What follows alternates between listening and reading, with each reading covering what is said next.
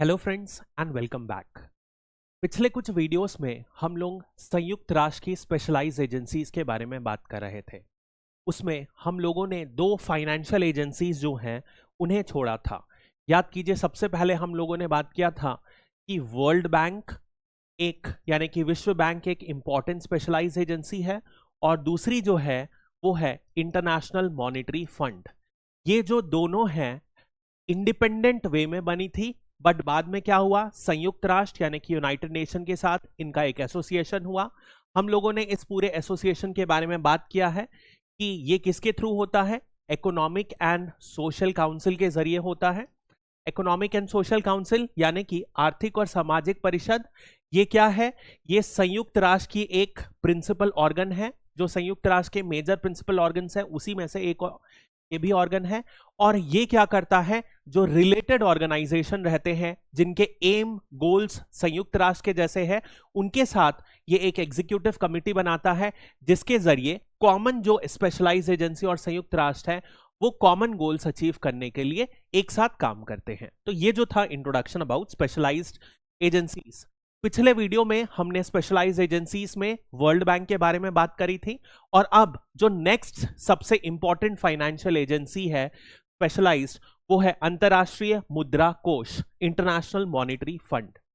तो थोड़ा बहुत यदि आपको याद होगा, पिछले वीडियो में हमने जब बात करी थी तो बहुत सारी चीज जो हमने है पढ़ लिया था। याद कीजिए, हमने बात किया था 1944 में यूनाइटेड स्टेट्स में क्या हुआ, ब्रिटेन वुड्स कॉन्फ्रेंस हुआ।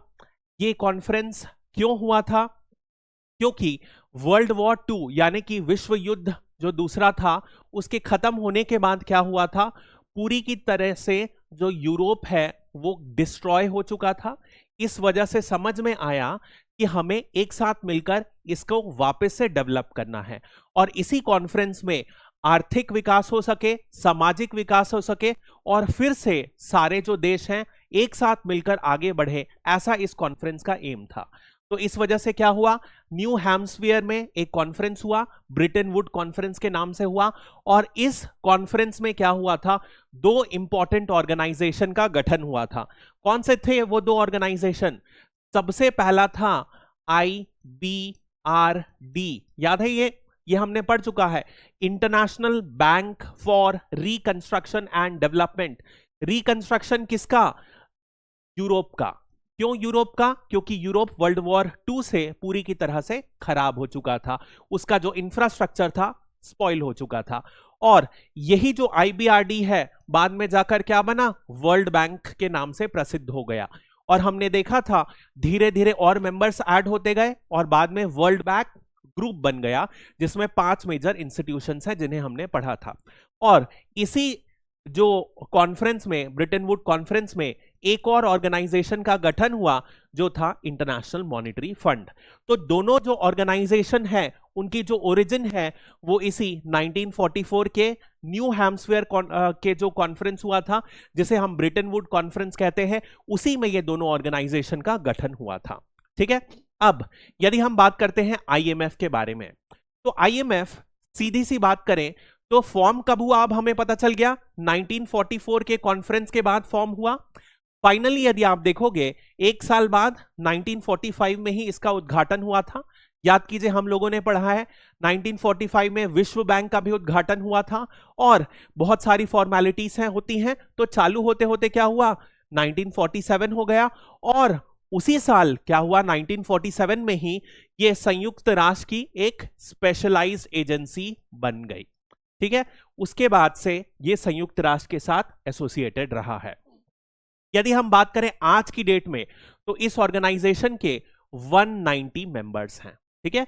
अब इस 190 मेंबर्स में जो सबसे ज्यादा लेटेस्ट एंट्रेंस है वो क्या है, अंडोरा है, जो 2020 के ही में एंट्री किया है।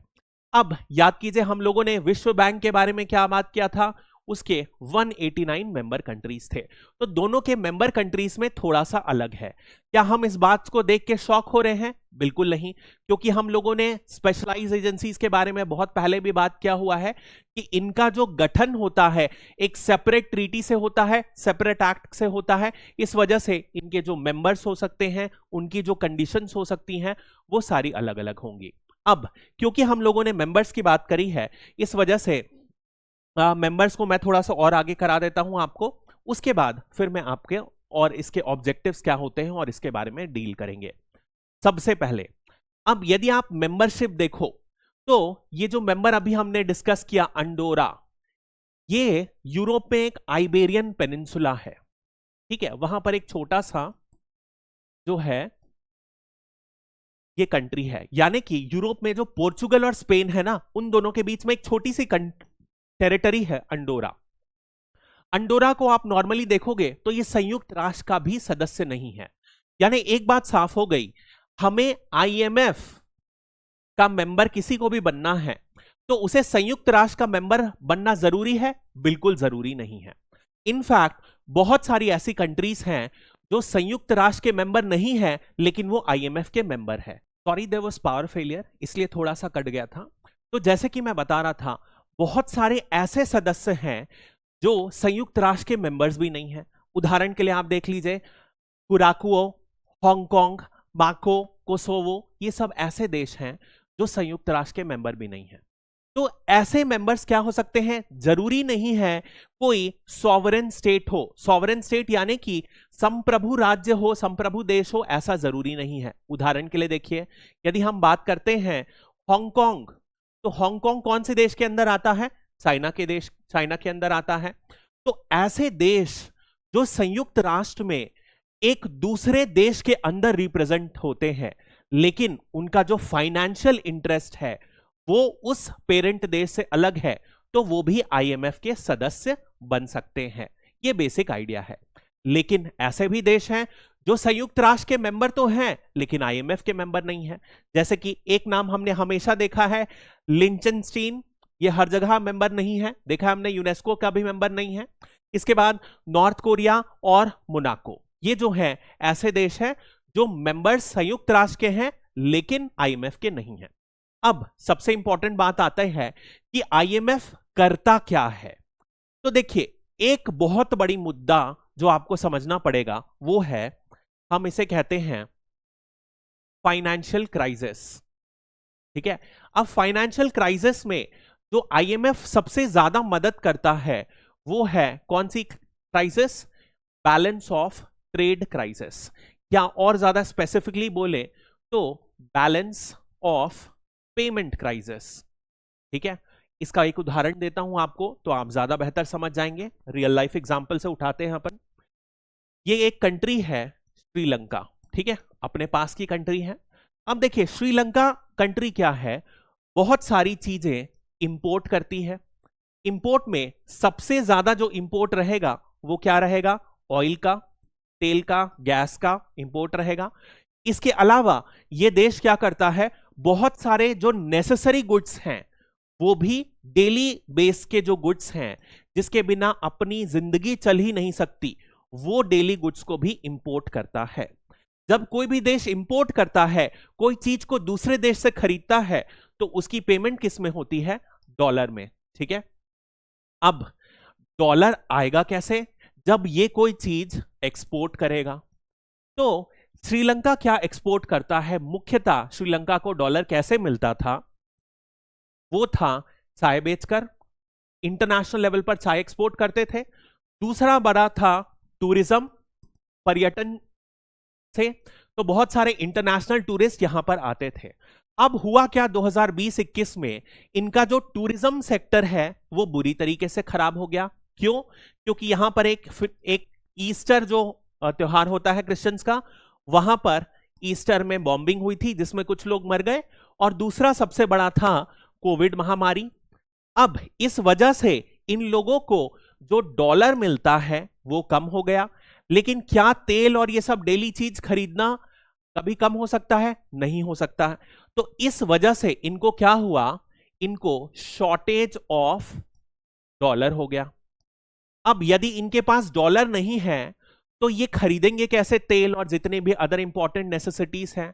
तो ये क्या गए, ये गए आईएमएफ के पास, भैया आप हमें कुछ डॉलर के इक्विवेलेंट करेंसी दे दो जिससे हम अपना काम गुजारा कर सकते हैं, ताकि हमारे देश के वासियों को, नागरिकों को दिक्कत ना आए।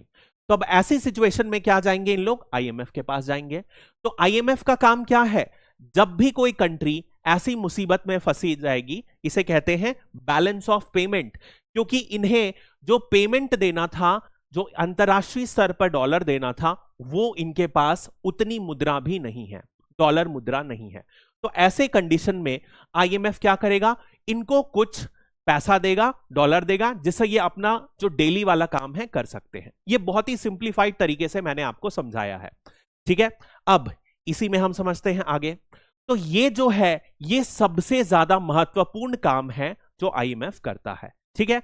तो ये जो है, इसे क्या कहेंगे हम, फाइनेंशियल डेवलपमेंट, यानी कि वित्तीय विकास और आर्थिक विकास में क्या मदद करता है, आईएमएफ मदद करता है। कैसे मदद करता है, ये जो पैसा सपोर्ट देकर। इनफैक्ट आईएमएफ ने $1 ट्रिलियन से ज्यादा अपनी मेंबर कंट्रीज को अभी तक वित्तीय सहायता करी है, बहुत बड़ा नंबर है। तो यानी कि ऐसे समय जब देश को सबसे ज्यादा जरूरत रहती है, कौन देगा, आईएमएफ। बात समझ में आई। इसके अलावा कुछ छोटे छोटे काम भी करता है, जैसे कि ये क्या करता है, नीति से जुड़े सुझाव देता है। जैसे कि अब ये नीति से जुड़े सुझाव कैसे देता है, आमतौर पर जब कोई कंट्री सपोर्ट मांगती है तो कंट्री खुद आगे चलकर आईएमएफ से कुछ मांगेगी कि भैया आप हमारी सहायता कर दो, हम इस दुविधा में फंस गए हैं। तो ये उस इकोनॉमी को, उस अर्थव्यवस्था को स्टडी करता है और उन्हें कुछ सुझाव देता है, आप ये बदलाव करो, इससे क्या होगा, आपकी अर्थव्यवस्था बेटर हो जाएगी। इसी को और ज्यादा हम स्टैंडर्ड टर्म्स में बोल सकते हैं, ये कुछ सुझाव में क्या करता है, क्षमता का विकास करने की कोशिश करता है। कौन कौन से क्षमता, जैसे कि मान लीजिए जो राजकोष है, फिस्कल मेजर्स हम आगे डिटेल में पढ़ेंगे। जैसे फिस्कल मेजर्स में ये क्या बोलेगा, टैक्स, यानी कि कर की चोरी कैसे कर रोक सके, ठीक है, ज्यादा से ज्यादा कर कैसे कलेक्ट कर सके, कौन सी स्थिति में हमें कर लगाना चाहिए, क्या लेबर को हमें लिबरलाइज करना चाहिए या लेबर को ज्यादा टाइटन करना चाहिए। ऐसे बहुत सारे सुझाव हम डिटेल में पढ़ेंगे। उनके लिए ये क्या करता है, उन पे ये क्षमता बढ़ाने के लिए सरकारों की मदद करता है, ठीक है। तो ये इनके मुख्य काम है। सबसे महत्वपूर्ण काम क्या है कि कभी भी जब वित्तीय समस्या रहेगी, फाइनेंशियल क्राइसिस रहेगी, उस समय ये क्या करेंगे, बैलेंस ऑफ पेमेंट की सिचुएशन में ये उन्हें आर्थिक सपोर्ट करेंगे। कैसे सपोर्ट करेंगे, कुछ लोन या उधार में पैसा देके, ऋण देंगे, ठीक है। और बाकी जो है ये उस देश को उस वित्तीय समस्या से, अब देखो सिंपल सी बात है, मान लो ये एक बिजनेस चल रहा है, ठीक है, ये बिजनेस है। अब इस बिजनेस में क्या हो रहा है कि ये हर बार 100 रुपए का सामान खरीद रहे हैं और इसे ये खरीद रहे हैं, कॉस्ट हो गई है इनकी, और सिंपल तरीके से बोलूं तो ये 90 रुपए में इसे सेल कर रहे हैं। तो हर बार क्या हो रहा है, 10 रुपए का इन्हें घाटा हो रहा है। तो इस घाटे में क्या होगा, यदि मैं 500 रुपए दे दूं, एज्यूमिंग सारी कंडीशन सेम रहेगी, तो भी ये बिजनेस क्या रहेगा, फ्यूचर में घाटा करेगा। तो मैं क्या करूंगा, मैं लोन दूंगा, ठीक है, मैंने लोन दिया। लोन या ऋण देते साथ मैंने इनको कुछ सुझाव भी दिया। क्या सुझाव दिया कि भैया तुम अपनी एफिशिएंसी बढ़ाओ। एफिशिएंसी बढ़ाने का क्या तरीका है, जो तुमने एक्स्ट्रा लेबर रख रखा है उसे हटा दो, जो तुम 100 रुपए में सामान खरीद रहे हो उसे और ज्यादा डिस्काउंट में खरीदो, और अपना जो बेचने का जो 90 रुपए है उसे 110 रुपए में बेचो। ऐसे कुछ मैं उन्हें तकनीकी सुझाव दूंगा ताकि ये बिजनेस जो नुकसान में चल रहा है धीरे से प्रॉफिट में चल जाता है। तो ऐसा ही कुछ काम आईएमएफ करता है, जहां पर जो लोन देता है उसके साथ ये क्या करता है, कुछ कंडीशनैलिटीज रखता है। कंडीशनैलिटीज मतलब शर्तें रखता है, और ये शर्तें पूरे करने के लिए क्या करता है, बाध्य करता है जिसने इससे लोन लिया है। तो इसी के जरिए, इन कंडीशनैलिटीज के जरिए ये नीति में सुझाव लाने की कोशिश करता है, और ताकि इन नीतियों के हिसाब से राज्य या देश परिवर्तन ला सके, इस वजह से उनकी क्षमता का विकास करने के लिए कोशिश करता है। बात समझ में आई, सिंपल सी बात है। अब ये करने के पीछे इनका क्या लक्ष्य है, तो सिंपल सी बात है, लक्ष्य क्या हो, सबसे पहले यदि हम बात करें तो ऑब्जेक्टिव, यदि हम बात करें या एम बात करें, तो क्या होगा, सबसे पहले हम उस कंट्री की बात करते हैं। तो उस कंट्री की क्या हो, जो फाइनेंशियल सिचुएशन है, यानी कि उनकी जो वित्तीय अवस्था है उसमें क्या हो, सुधार हो, नंबर 1। अब इसकी फाइनेंशियल स्थिति में सुधार होगा तो इनकी जो करेंसी है, इनकी जो मुद्रा है उसमें भी सुधार होगा। मुद्रा में कोई आर्टिफिशियल तरीके से छेड़छाड़ नहीं होगा, और यदि छेड़छाड़ नहीं होगा तो दो देश जब आपस में व्यापार करेंगे तो क्या होगा, एक सही तरीके से व्यापार कर सकेंगे। तो इस यदि मुद्रा में छेड़छाड़ नहीं हो रहा है तो इंटरनेशनल या ग्लोबल ट्रेड जो है वो बढ़ेगा, जो वैश्विक व्यापार है वो बढ़ेगा, क्योंकि ये कोई भी छेड़छाड़ मुद्रा के साथ करने नहीं दे रहे हैं। तो बेसिक एम यही है कि जो फाइनेंशियल सिस्टम है उस कंट्री का और वर्ल्ड का वो इंप्रूव होगा, नंबर 1। दूसरी, फाइनेंशियल क्राइसिस जो बीत रहा है वो देश वो बाहर आ जाएगा, और मुद्रा में छेड़छाड़ नहीं होगा तो अंतरराष्ट्रीय जो व्यापार है वो बढ़ेगा। ये बेसिक एम जो है ये इसके IMF के हैं, ठीक है। अब नेक्स्ट हम बात करते हैं, मेंबरशिप ऑलरेडी बात कर चुके हैं। अब कोई भी किसी को मेंबर बनना है तो उनकी क्या क्वालिफिकेशन है, बहुत ही सिंपल क्वालिफिकेशन है यार, सिंपल सी बात करते हैं।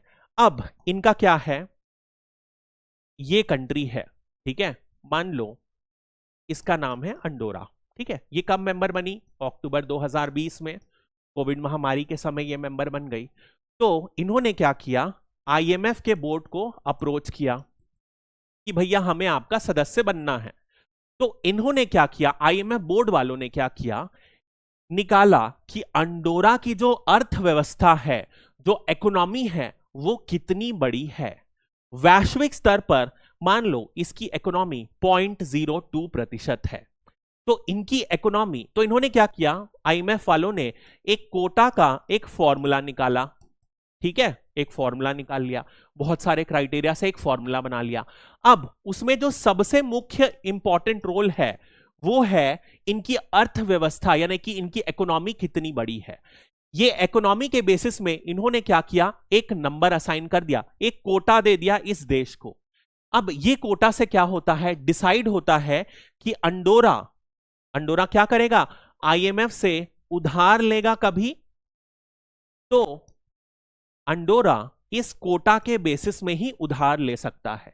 अब उधार कोई फोकट में तो देगा नहीं, तो अंडोरा को क्या करने पड़ेगा, अपने कोटा के इक्विवेलेंट IMF के पास पैसा जमा करना पड़ेगा। और कभी अंडोरा मुसीबत में पड़ा तो अपने कोटा से ही बराबर इक्विवेलेंट फिगर्स में IMF से ये पैसा उधार ले सकता है, एक ऋण की तरह, लोन की तरह उधार लिया जा सकता है। तो जैसे ही कोई मेंबर बना, सबसे पहले क्या होता है, उसका कोटा फाइनल होता है उस फॉर्मूला में डालकर, और उस कोटा में फाइनल होते ही इस नए मेंबर को IMF को पैसा देना पड़ता है, और इन्हें बहुत सारी शर्तों को जो IMF रखता है उसका पालन करना पड़ता है।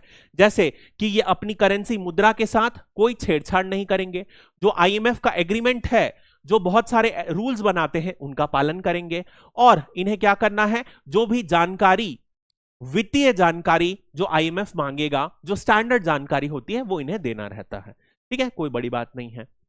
अब ये कोटा जो फॉर्मूला होता है, ये जो पैसा दिया गया, IMF को पैसा दिया गया, अब इसमें एक बड़ा रोल आता है, वो है SDR। इसको हम आगे पढ़ेंगे तो मैं आपको डिटेल में बताऊंगा SDR होता क्या है।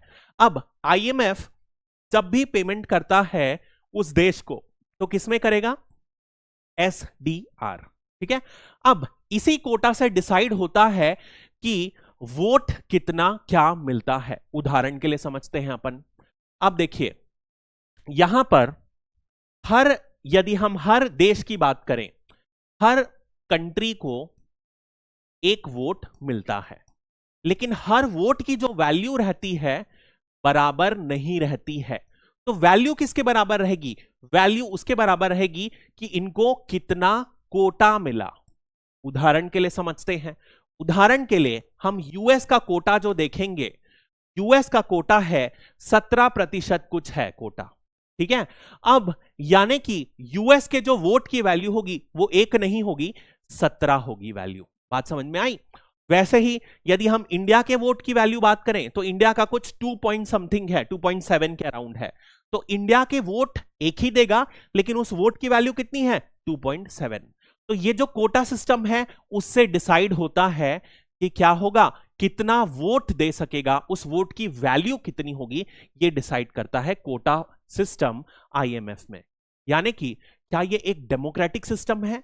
नहीं, जो जितना पावरफुल वो उसका ज्यादा वोट। ये ऐसा होगा यदि भारत देश में कोई अंबानी है तो अंबानी का एक वोट 1 करोड़ वोट के बराबर है, और कोई गरीब है तो उसका वोट मात्र 1/4 वोट के बराबर है। ऐसा कुछ सिस्टम है आईएमएफ के अंदर में डिवाइस किया गया है। बहुत ही अनडेमोक्रेटिक सिस्टम है, लेकिन रिच नेशंस, विकसित देशों ने यह सिस्टम बनाया है ताकि जो इंटरनेशनल फाइनेंशियल अफेयर्स हैं उनमें ये अपनी पकड़ बनाए रखें। ठीक है, नेक्स्ट हम बात करते हैं इसका गवर्नेंस कैसा है। हमने सारी स्पेशलाइज्ड एजेंसीज के गवर्नेंस के बारे में बात की है, वैसे ही इसका भी गवर्नेंस है।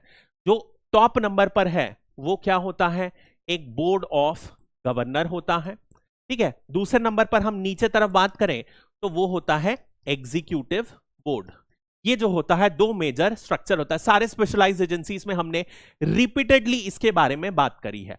वैसा ही कुछ स्ट्रक्चर है, थोड़ा सा कुछ परिवर्तन है, देखते हैं। सबसे पहले हम बात करेंगे बोर्ड ऑफ गवर्नर के बारे में। तो जैसे कि हमने वर्ल्ड बैंक में बात किया था, वर्ल्ड बैंक में क्या बात किया था, एक कंट्री से क्या होता है 2 गवर्नर होते हैं, एक मेजर गवर्नर होता है, दूसरा अल्टरनेट गवर्नर होता है। नॉर्मली जो गवर्नर होता है वो कौन होता है, फाइनेंस मिनिस्टर, और अल्टरनेट गवर्नर होता है भारत के केस में आरबीआई का जो गवर्नर होगा वो होगा। जो वर्ल्ड बैंक का सिस्टम है वो यहां पर भी है। जो मेजर बॉडी है बोर्ड ऑफ गवर्नर, ये क्या करते हैं, ये सबसे महत्वपूर्ण जितने भी फैसले लेना होता है ये लेते हैं। ये क्या होते हैं, साल में कितने बार मिलेंगे, केवल 1 बार मिलेंगे, और जितने महत्वपूर्ण फैसला है जैसे कि बोर्ड का सिलेक्शन करना, यदि कोई भी नीति में बड़ा बदलाव लाना है तो वो ये बोर्ड मिलकर करेगा। ठीक है, इतनी सी ही बात है। लेकिन अब ये जो आईएमएफ है ये क्या है, बहुत ही ज्यादा एक टेक्निकल इंस्टीट्यूशन है। ठीक है, इनको साल भर अध्ययन करना पड़ता है, तभी जाके किसी भी अर्थव्यवस्था को ये डिटेल में स्टडी कर पाएंगे। क्या फाइनेंस मिनिस्टर के पास या आरबीआई के गवर्नर के पास इतना समय है कि वो वर्ल्ड इकोनॉमी को इतना डिटेल में पढ़ते रहे? नहीं रहेगा समय। ऐसा ही सभी देश के जितने भी गवर्नर रहेंगे, फाइनेंस मिनिस्टर रहेंगे, उनके पास समय नहीं रहेगा। तो इसके लिए क्या बनाई गई है, मिनिस्टेरियल कमिटीज बनाई गई हैं, मंत्री की समिति बनाई गई है। जो 2 समिति बनाई गई है वो क्या करती हैं, वो हर लेवल पर एडवाइस देते रहते हैं, सुझाव देते हैं, किसको, उस बोर्ड ऑफ गवर्नर को, कि ये कैसे फैसला ले। तो जो पहली कमिटी है वो कौन सी है, international monetary and financial committee, अंतरराष्ट्रीय मौद्रिक और वित्तीय समिति। अब ये कैसे सेलेक्ट होती है, टोटल मेंबर कितने हैं अभी हमने पढ़ा 190 मेंबर्स। इस 190 मेंबर्स में से जो गवर्नर वाला हमने पढ़ा उसके 24 गवर्नर सेलेक्ट होते हैं, और वो 24 गवर्नर इस समिति के मेंबर बन जाते हैं। और जब भी क्या होता है, मॉनेटरी और फाइनेंशियल मैटर्स पर स्टडी करना होता है जो किसी देश के कंसर्न करता हो या वैश्विक स्तर पर ग्लोबल लेवल पर कंसर्न करता हो, तो क्या करेगा, ये बोर्ड जो है उन्हें एडवाइस देगा ताकि डिटेल लेवल पर स्टडी करी जा सके। इस वजह से इस कमिटी का गठन किया गया है। ऐसा ही डेवलपमेंट कमिटी यानी कि विकास समिति, इस विकास समिति में क्या है, 25 मेंबर है। 25 मेंबर जो है मिला के बनते हैं, 2 से मिला के आईएमएफ और वर्ल्ड बैंक दोनों से मिला के 25 मेंबर बने, और जितने भी महत्वपूर्ण विकास से रिलेटेड मुद्दे होते हैं वो ये डिस्कस करता है। समझ में आई? तो दोनों समिति का काम क्या है, जो इनके हेड हैं बोर्ड ऑफ गवर्नर, इनको सही तरीके से सुझाव देना, एडवाइस देना, सारे टेक्निकल मैटर्स में डिस्कस करना, ये इनका मेजर मुद्दा है। यदि हम बात करते हैं नेक्स्ट एग्जीक्यूटिव बोर्ड, तो यही यार जो एक्चुअली ग्राउंड पे काम करते हैं ना वो यही है। इनको ऐसे मान सकते हो कि जो बोर्ड ऑफ गवर्नर है वो क्या करते हैं, वो एक तरीके से मान सकते हो एमपीस है, और जो एग्जीक्यूटिव बोर्ड है, ठीक है, वो क्या है, वो आईएएस, डिप्टी कलेक्टर, ये वाले बंदे हैं। ये कार्यकारी बोर्ड है, जो भी काम करना है वो एग्जीक्यूटिव बोर्ड करेगा। मंत्री लोग पॉलिसी बनाते हैं और ये आईएएस, डिप्टी कलेक्टर जितने भी लोग रहते हैं ये क्या करते हैं, उन नीतियों को ग्राउंड लेवल पर इंप्लीमेंट करते हैं। तो डेली बेसिस में जो काम किया जाता है वो कौन करता है, एग्जीक्यूटिव बोर्ड। अब इस बोर्ड की मैनेजमेंट यदि हम बात करें तो इसके जो प्रबंधन है उसकी जो प्रेजेंटली जो हेड है वो ये है क्रिस्टिलिना जॉर्जीविया। इसके पहले क्रिस्टीनिया लैंड थी, ऐसा कुछ नाम था उनका। आज की डेट में उन्होंने यूरोपियन यूनियन की कोई पोस्ट ज्वाइन कर लिया है, इस वजह से उन्होंने आईएमएफ की पोस्ट जो हेड की पोस्ट थी उसे रिजाइन किया। और इस पोस्ट में यदि आप देखोगे, इस पोस्ट जो मेजर पोस्ट है, यानी कि इस एग्जीक्यूटिव बोर्ड की जो है हेड कौन है, यही पर्सन है। ठीक है, नेक्स्ट हम बात करते हैं। हमने क्या देखा, कभी भी कोई वित्तीय संकट आएगा तो उसके लिए लोन देना रहेगा, तो लोन देता है आईएमएफ। अब लोन जो है दो तरीके से देता है इस बैलेंस ऑफ पेमेंट की क्राइसिस को। बैलेंस ऑफ पेमेंट को बोलते हैं भुगतान संतुलन। मैं हिंदी में थोड़ा सा वीक हूं क्योंकि मैंने हिंदी में स्टडी नहीं किया है, मुझे टेक्निकल वर्ड्स पता नहीं रहता है, इसलिए आई ऑलवेज राइट डाउन कि बीओपी का हिंदी में मतलब होता है भुगतान संतुलन। मुझे इशू है उसमें, I am trying to cope up with Hindi, लेकिन टेक्निकल वर्ड्स मैंने कभी भी हिंदी में पढ़ा नहीं है। ठीक है, तो कंटिन्यू करते हैं। तो ये जो बैलेंस ऑफ पेमेंट है इसमें दो तरीके की लोन दी जाती है आईएमएफ के द्वारा। सबसे पहले हम बात करते हैं गैर रियायती ऋण, यानी कि नॉन कंसेशनल लोन। दूसरी लोन कौन सी होगी, कंसेशनल लोन। तो यदि हम नॉन कंसेशनल लोन बात करते हैं तो उसका मतलब क्या होगा, जरूर जो थोड़ी ठीक ठाक स्थिति में है, यानी कि डेवलप्ड कंट्रीज। अब आप बोलोगे सर जो विकसित देश है उसमें भी क्या क्राइसिस आ जाती है, बिल्कुल आ जाती है। उदाहरण देखो, ग्रीस में आई थी कि नहीं क्राइसिस। तो वित्तीय संकट किसी में भी आ सकता है, ठीक है, बिल्कुल आ सकता है। ऐसे देश डेवलप्ड या डेवलपिंग में जो अच्छे कास्ट से स्थिति में है, जैसे मान लो खुदा ना खास्ता कभी भारत को कोई दिक्कत आ गई तो क्या होगा, वो उन्हें नॉन कंसेशनल लोन दी जाएगी। एक्चुअली आज पता नहीं हो क्या रहा है, बार बार पावर फेलियर हो रहा है, तो फिर से मैं यही वाला स्टार्ट करूंगा। जैसे हम कंटिन्यू कर रहे थे नॉन कंसेशनल लोन के बारे में। इस लोन में मैंने आपको क्या बताया था, मान लो जो भी कंट्रीज रहती हैं वो मेनली डेवलप्ड रहती हैं या डेवलपिंग। डेवलपिंग में कौन कौन सी कंट्रीज आ जाती हैं, जैसे मान लो इंडिया या उस तरीके की कोई कंट्रीज आई, या डेवलप्ड में भी आती हैं, जैसे कुछ समय पहले ग्रीस में क्राइसिस हुई थी। तो ऐसी कंट्री को नॉन कंसेशनल लोन मिलता है। कितने समय के लिए दिया जाता है, तो इन्हें या तो बहुत ही छोटे समय यानी कि 4-5 साल, या तो मीडियम समय 10 से 12-15 साल के लिए दिया जाता है। लंबी अवधि के लिए नॉर्मली इन लोगों को लोन नहीं दिया जाता है। क्यों नहीं दिया जाता, क्योंकि इनके जो फाइनेंशियल मैनेजमेंट है ज्यादा बेटर है। ठीक है, अब ये करने के लिए इन्हें क्या करना पड़ता है, ब्याज दर भी अच्छा खासा पटाना पड़ता है। लेकिन इसके विपरीत यदि हम कंसेशनल लेंडिंग की बात करें तो कंसेशनल लेंडिंग क्या है, जो सबसे गरीब देश हैं, जो आती हैं लीस्ट डेवलप्ड कंट्रीज, उन्हें दिया जाता है। यदि उन पर कोई बैलेंस ऑफ पेमेंट का संकट आया तो उन पर यह लोन दिया जाएगा। अब इनका जो पेमेंट पीरियड रहता है वो नॉर्मली क्या रहेगा, लॉन्ग पीरियड रहेगा, यानी कि 30 साल या उसके अराउंड रहता है, 20 या 25 साल तो हमेशा रहता ही है। जो ब्याज दर रहेगा, बहुत बार ब्याज लिया ही नहीं जाता है, यदि लिया गया तो बहुत ही ज्यादा कम लिया जाएगा। क्यों लिया गया ऐसा, क्योंकि ये बहुत ही गरीब देश हैं, ये ब्याज हो सकता है दे भी ना पाए। और साथ ही साथ एक जो महत्वपूर्ण लक्ष्य है वो क्या है, गरीबी हटाने का या गरीबी कम करने का एक मेजर लक्ष्य है, इस वजह से कम ब्याज दर दिया जाता है। ठीक है, नेक्स्ट हम बात करते हैं एक बहुत ही महत्वपूर्ण मुद्दा, वो है स्पेशल ड्रॉइंग राइट्स। इसे कहते हैं विशेष आहरण अधिकार। अब देखो होता क्या है, जैसे हमने बात करी, अभी हम लोगों ने बात करी कि एक देश है, कोई भी मान लो एक कंट्री ए है, उसने आईएमएफ को ज्वाइन कर लिया। जब किसी भी देश ने आईएमएफ को ज्वाइन किया तो उन्होंने कुछ फंड दिया जो उनके कोटा के इक्विवेलेंट है। तो ऐसे बहुत सारे देश जो हैं आईएमएफ को ज्वाइन कर चुके हैं। टोटल कितने हैं, 190 कंट्रीज हैं। सब लोगों ने एक फंड बना दिया और ये फंड कहां पर जमा है, आईएमएफ के पास जमा है। अब देखो, अब मान लो कोई देश आया जिसके पास कोई संकट आ गया, मान लो पाकिस्तान में वित्तीय संकट आते रहता है, ठीक है, उनकी इकोनॉमी माशाअल्लाह है। तो ऐसी सिचुएशन में पाकिस्तान क्या गया, आईएमएफ के पास गया।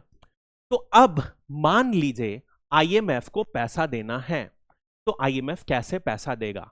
तो इसके लिए इन्होंने क्या किया, एक सिस्टम बनाया जिसे कहा जाता है एसडीआर।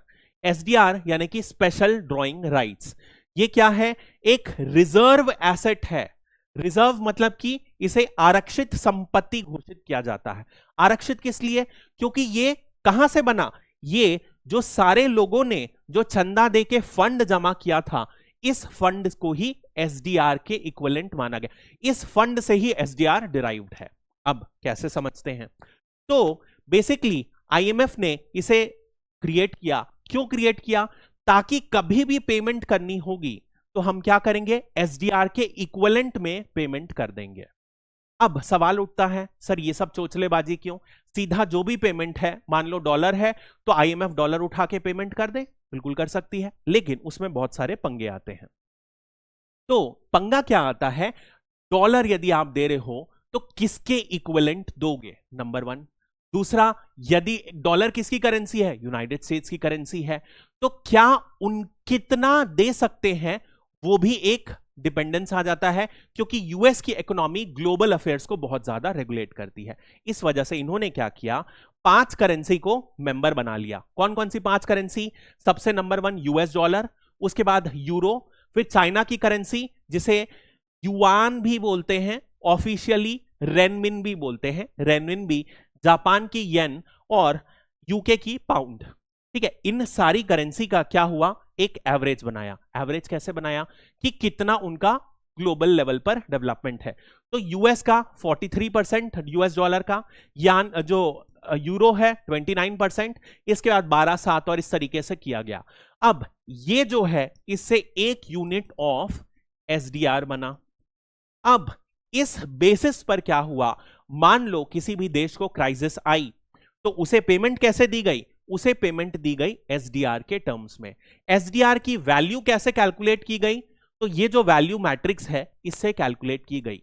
अब ये करने के बाद एसडीआर को उस देश को बेच दिया गया। सवाल उठता है, ये देश एसडीआर का क्या करेगा?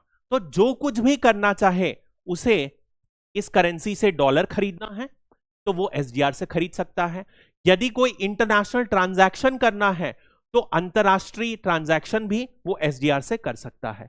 तो मुद्दे की बात यह हुई कि इस पूरे के पूरे ट्रांजैक्शन से क्या हुआ, एसडीआर एक आर्टिफिशियल रिजर्व बन गया, जिससे जितने भी जब देना हुआ किसी ऐसे देश को तो वो उसको यूज करके अपने ट्रांजैक्शन कैरी ऑन कर सकता है। बात समझ में आई?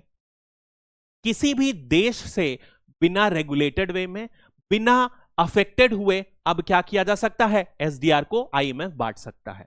प्रश्न ये उठता है, क्या जितना भी आईएमएफ चाहे बांट सकता है एसडीआर? नहीं, ये अगेन किसके ऊपर डिपेंडेंट है, ये उनके कोटा के ऊपर डिपेंडेंट है। जितना कोटा रहेगा उसी बेसिस में एसडीआर अलॉट किया जाता है।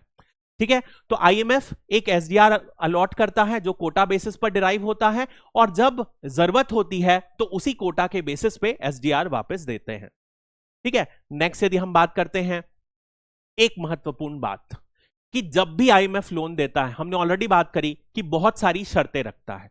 वो शर्तें किस तरीके की होती हैं, जैसे कि यहां पर कुछ अपनी नीतियों में बदलाव लाओ, आर्थिक नीतियों, जो व्यापक आर्थिक नीति है उनमें बदलाव लाओ, कुछ संरचनात्मक सुधार लाओ, या तो कुछ बहुत सारे जो सोशल एंड इकोनॉमिक सुधार लाने के लिए रिकमेंड करते हैं। जैसे कि मैक्रो इकोनॉमी में क्या बोलते हैं कि आप अपने राजकोषीय में जो नीतियां हैं उसमें सुधार लाओ। राजकोषीय नीति मतलब अपना जो टैक्स कलेक्शन रेट है बढ़ाओ। याद कीजिए जो उदाहरण मैंने आपको दिया था, बिजनेस है तो आपको क्या करना है, टैक्स मतलब प्रॉफिट से लॉस में लाना है तो आपको कॉस्ट कम में खरीदो, ज्यादा में बेचो, स्टाफ को हटाओ। ये सारी पॉलिसी जो है ये इसी पर आती हैं। तो यानी कि टैक्स बढ़ा देते हैं, जो कॉमन लोगों को सब्सिडी दे रहे हैं उसमें यानी कि खर्चा कम करो, टैक्स बढ़ाओ। इसके अलावा जो कोई भी अननेसेसरी, जैसे कि मान लो कोई पब्लिक सेक्टर है तो उसे घटाओ और अननेसेसरी लेबर को उठा के फेंक दो। ये जो है ये कुछ पॉलिसी सुधार करते हैं। ऐसे ही यदि हम मौद्रिक नीतियों में बात करें, मॉनेटरी पॉलिसी में, तो इंटरेस्ट रेट को बढ़ाओ, ठीक है, जिससे लोगों को लोन लेना मुश्किल रहे, इससे जो अननेसेसरी महंगाई है वो कंट्रोल हो सके। इस तरीके की कुछ शर्तें रखता है, आप ये पूरी करोगे तभी जाकर आईएमएफ आपको लोन देगा। ठीक है, नेक्स्ट यदि हम स्ट्रक्चरल की बात करें तो जैसे कि लेबर मार्केट में चेंजेस करो, कंपनियों का बिजनेस करना आसान करो। यदि हम शासन की बात करें तो गवर्नेंस में ज्यादा से ज्यादा पारदर्शिता लाओ, गवर्नेंस स्ट्रक्चर को ज्यादा मजबूत करो। इस तरीके के बहुत सारे चेंजेस जो हैं आईएमएफ रिकमेंड करता है। ये आपको पूरा करना होगा तभी जाके आपको लोन मिलेगी। ऐसा ही कुछ भारत के साथ भी हुआ था। तो आपको पता होगा 1991 में क्या हुआ था, जब प्रधानमंत्री कौन थे, नरसिम्हा रॉय, और उस समय के फाइनेंस मिनिस्टर कौन थे, मनमोहन सिंह। तो जब ये इस समय थे तब भारत बैलेंस ऑफ पेमेंट की एक क्राइसिस फेस कर रहा था। जब भारत के पास सफिशिएंट अमाउंट पर मुद्रा डॉलर्स नहीं थे कि वो अपने आने वाले एक्सपोर्ट्स की पेमेंट कर सके, और ऐसा लग रहा था कि क्या होगा कि भारत अपनी पेमेंट नहीं कर पाएगा, उन पर डिफॉल्ट कर देगा। तब ऐसी कंडीशन में आईएमएफ से लोन लिया गया, और आईएमएफ की लोन में बहुत सारी कंडीशनैलिटीज आई, बहुत सारी शर्तें आई, और उसी के बेसिस पर कुछ रिफॉर्म्स लिए गए, जिसे हम थोड़ा सा पढ़े भी हैं, एलपीजी, लिबरलाइजेशन, प्राइवेटाइजेशन, ग्लोबलाइजेशन। अंतरराष्ट्रीय कंपनियों के लिए मार्केट खोलना, निजी कंपनियों के लिए ज्यादा से ज्यादा प्रोत्साहन देना कि वो ओपन कर सके, अपने मार्केट को खोलना निजी कंपनियों के लिए और अंतरराष्ट्रीय कंपनियों के लिए। ये मेजर रिफॉर्म्स थे जो आईएमएफ की शर्तों के द्वारा 1991 में भारत के अंदर लिए गए। ठीक है, नेक्स्ट यदि हम बात करते हैं, पूरा हो चुका है, आखिरी चीज है कि सबसे ज्यादा आलोचना क्या होती है आईएमएफ की। एक बात तो हमने देख ली कि जो इनका कोटा सिस्टम होता है वो क्या है, बहुत ही ज्यादा नॉन डेमोक्रेटिक है, यानी कि जो जितना ज्यादा रईस उसको उतना ज्यादा वोट। Number 1 criticism. दूसरा क्रिटिसिज्म यदि हम बात करें तो देखो होता क्या है, दो विश्व के सबसे बड़े पावर हैं, एक यूएस अमेरिका और दूसरा है यूरोपीय संघ। ये दोनों ने ना आपस में मिलकर एक समझौता कर लिया है। समझौता कैसा किया है कि यदि वर्ल्ड बैंक है, जो विश्व बैंक है, उसका जो भी हेड अपॉइंट करेगा वो कौन करेगा, वो यूएस करेगा। और इसके बदले यूरोपियन यूनियन ने क्या दिया है कि जो आईएमएफ का जो बैंक का जो हेड रहेगा वो हम अपॉइंट करेंगे। तो दोनों सबसे बड़े लोगों ने ट्रीटी बना ली और उन्होंने एक समझौता कर लिया कि हम इस ऑर्गेनाइजेशन का हेड चुनेंगे। तो क्या जितने बाकी देश हैं, चाइना, इंडिया, रशिया, बहुत सारे देश हैं, ये कहां जाए, क्या इनका रिप्रेजेंटेशन जरूरी नहीं है? दूसरी सबसे बड़ी क्रिटिसिज्म। तीसरी हम बात करते हैं, यूनाइटेड स्टेट्स को वीटो नहीं मिला है, जैसे कि सिक्योरिटी काउंसिल में, सुरक्षा परिषद में P5 को मिला है, डायरेक्टली वीटो नहीं मेंशन्ड है। लेकिन यदि हम यूएस का कोटा देखें तो यूएस को कितना कोटा मिला है पता, 17% कुछ इनमें यूएस को कोटा मिला है। और आईएमएफ की जो रूल्स बुक हैं उसके हिसाब से कोई भी बड़ा डिसीजन लेना हो, बड़ा बदलाव लाना है, तो उसके लिए 85% जो वोट हैं उसकी जरूरत रहेगी।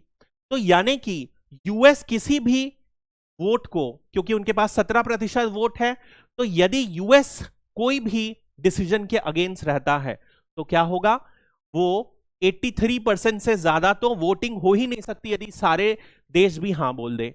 तो यानी कि यूएस के पास एक तरीके से वीटो यहां पर भी है, जिसकी वजह से ये बहुत बार इसके रिफॉर्म्स पे रोक लगा देता है। एक बड़ा इशू ये भी है।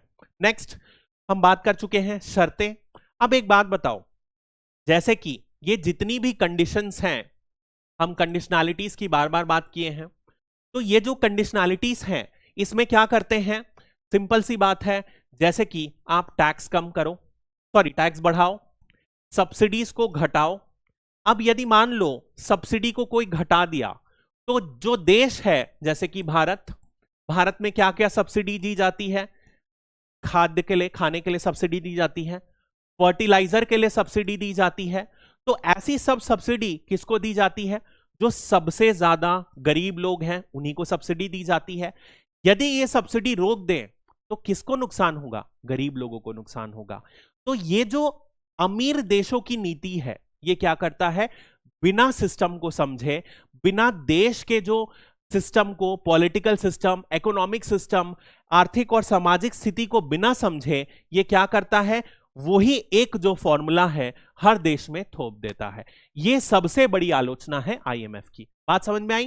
तो यदि आप एक मान के चलो यूएस है, यूएस में एक किसान अच्छा खासा कमाता है, लेकिन वही वाली कंडीशन यदि आप भारत या कोई और ज्यादा पिछड़े देश में लगाओगे, अफ्रीका के कोई देश में लगाओगे, तो होगा क्या, बड़ी समस्या आ जाएगी वहां के गरीब लोगों के लिए, और ये सबसे बड़ा इशू है। नेक्स्ट हम बात करते हैं, जब भी लोन देते हैं तो आईएमएफ का जो बोर्ड रहता है वो क्या करता है, वो बिल्कुल नॉन ट्रांसपेरेंट, बिल्कुल भी पारदर्शिता नहीं है। क्या टर्म्स एंड कंडीशंस है वो कभी भी खुले में आके नहीं बताता है। जो प्रोसेस है पूरा नेगोशिएट करने का वो बहुत लंबा चलता है, और इन्हीं कारणों से क्या माना जाता है, यदि जो टर्म्स एंड कंडीशंस है उसमें पारदर्शिता आए तो ये पूरा का पूरा ऑर्गेनाइजेशन के लिए ज्यादा बेनिफिट करेगा। एक और जो है, आपने देखा होगा यदि आप न्यूज़पेपर पढ़े होंगे, तो श्रीलंका में जब बहुत सारी क्राइसिस चल रही थी, तेल की कमी थी, बेसिक एलपीजी नहीं था, खाने की समस्या थी, मेडिसिन नहीं थी, ऐसी कंडीशन में भी आईएमएफ क्या हुआ, लोन अप्रूव नहीं कर रहा था। तो इनको क्या था कि पहले हमारे टर्म्स में आओ तभी हम आपको लोन अप्रूव करेंगे। तो ये ऐसा प्रतीत होता है कि जो क्रेडिटर्स हैं, जो बड़े बड़े डेवलप्ड कंट्रीज हैं जिनका ज्यादा पैसा है, ये उनकी ज्यादा बात को समझ रहा है, जो यहां पर जो कॉमन पीपल हैं, जो डेली बेसिस में जूझ रहे हैं, उनकी बात को नहीं समझना चाह रहा है। यानी कि एक जो होता है ना, सफेद हाथी पे बैठे वाला एटीट्यूड, इसे बोला जाता है व्हाइट एलिफेंट एटीट्यूड। ठीक है, यानी कि जो ग्राउंड से जुड़े लोग हैं उनकी समस्या को नहीं समझना, ऐसा एटीट्यूड आईएमएफ के ऊपर क्रिटिसाइज किया जाता है कि ये ऐसा कुछ एटीट्यूड रखते हैं। तो ये जो है आईएमएफ के मेजर टॉपिक्स थे। इसमें सबसे इंपॉर्टेंट है एसडीआर। एसडीआर के बेसिस में आपको टोटल क्लैरिटी होनी चाहिए। एक सिंपल मैं आपको फिर से बता दूं एसडीआर क्या है। सिंपल एक तरीके से एसडीआर क्या है, एक रिजर्व एसेट है। रिजर्व एसेट को बनाने का क्या कारण है, ताकि कभी भी यदि एक जो वित्तीय रूप में परेशान है, जो बीओपी क्राइसिस से फेस कर रहा है, वो देश की जो लिक्विडिटी क्राइसिस है, यानी उन्हें जो पेमेंट करना है उसमें कहीं पर भी कोई क्राइसिस ना आ सके, और जो ट्रेड है स्मूथली चल सके। और इसी के कारण एक इंटरनेशनल एसेट बनाया गया है एसडीआर। इसकी वैल्यू कैसे कैलकुलेट की जाती है, वही जो पांचों करेंसी है उसके परसेंटेज वेज के बेसिस में निकाला जाता है। ठीक है, आई होप ये आपको समझ में आ गया होगा। नहीं आया होगा तो आप मुझसे कुछ पूछ सकते हैं, अदरवाइज अभी के लिए इतना ही। Thank you.